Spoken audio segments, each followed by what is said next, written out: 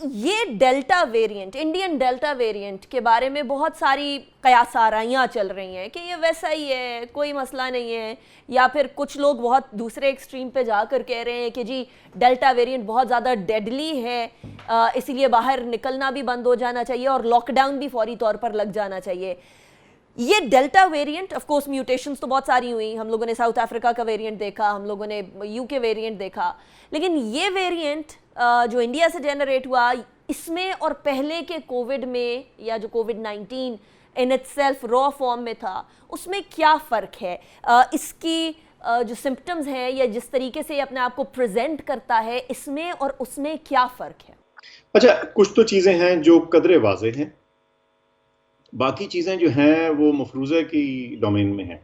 तो जो मैं थोड़ी सी वाज़ेह हैं वो बता देता हूँ। एक तो चीज़ ये लग रही है कि जहाँ तक वायरस की इस किस्म के फैलने की ताकत है, वो गुज़िश्ता यानी जिसको यूके वेरिएंट बोलते थे, B117 बोलते थे, उसकी निस्बत थोड़ा सा तेज़ है। और वो जो था, जो वो यूके वेरिएंट था, वो पिछले वाले जो वाइल्ड टाइप जिसको बोलते हैं, उससे ज़रा तेज़ था। तो ये तो कह सकते हैं कि फैलाव की स्पीड जो है इस डेल्टा इंडियन वेरिएंट की थोड़ी सी ज़्यादा है दूसरे वक्त पुरानी वाली किस्म के निस्बत। एक तो ये बात होगी।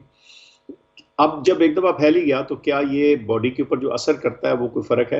देखिए, इस वक्त तक कोई ऐसी वाज़ेह मालूमात नहीं कि इसकी जो क्लिनिकल मैनिफेस्टेशंस हैं उनमें कोई क्लियर कट डिफरेंस है या नहीं।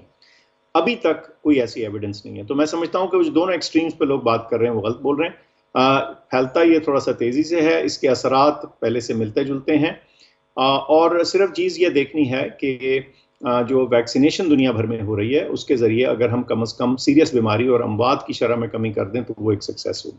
राइट। अच्छा डॉक्टर साहब, एक तरफ डेल्टा वेरिएंट के बारे में ये तमाम चीज़ें जो अभी आपने भी जिनको मेंशन किया, दूसरी तरफ एक और बात सामने आ रही है कि डेल्टा वेरिएंट पीसीआर टेस्ट में जाहिर नहीं होता, उसकी शनाख्त नहीं हो पाती।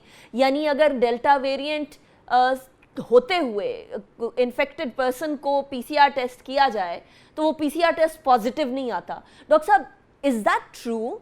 और अगर ये सच है तो इसका सोल्यूशन क्या है? क्या कोई नया टेस्ट इसका सोल्यूशन है या कोई और तरीका है ये इंश्योर करने के लिए कि जी ये जो इंडियन वेरिएंट है ये किसी शख्स में पाया जा रहा है?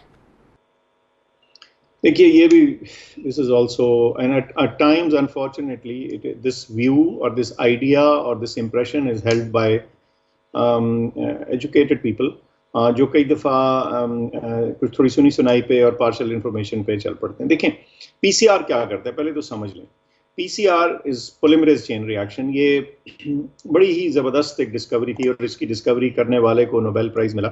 बड़ा इंटरेस्टिंग आदमी था। एनीवे, वो करता क्या है कि जो वायरस की या किसी भी लिविंग चीज़ का जो डीएनए या आरएनए सीक्वेंस है उसकी एक स्ट्रिप जो है वो आप तय कर लेते हैं कि ये ऐसी चीज़ है जिसकी हम मल्टीप्लाई करके इसकी क्वांटिटीज़ बढ़ा के फिर इसको डिटेक्ट करके देखेंगे। अच्छा, वो जो स्ट्रिप या वो जो लेंथ ऑफ डीएनए या आरएनए है जिसका आप तयन करते हैं वो बड़े गौर से सोची जाती है और वो ऐसी होती है आमतौर पर जो वायरसेस की मुख्तलिफ इकसाम में कंटिन्यूसली रहती है। यानी वो कंजर्व्ड का हम लफ्ज़ यूज़ करते हैं मोलेकुलर उसमें, लेकिन कहने का मकसद ये है कि वो मुख्तलिफ इकसाम में वही होती है।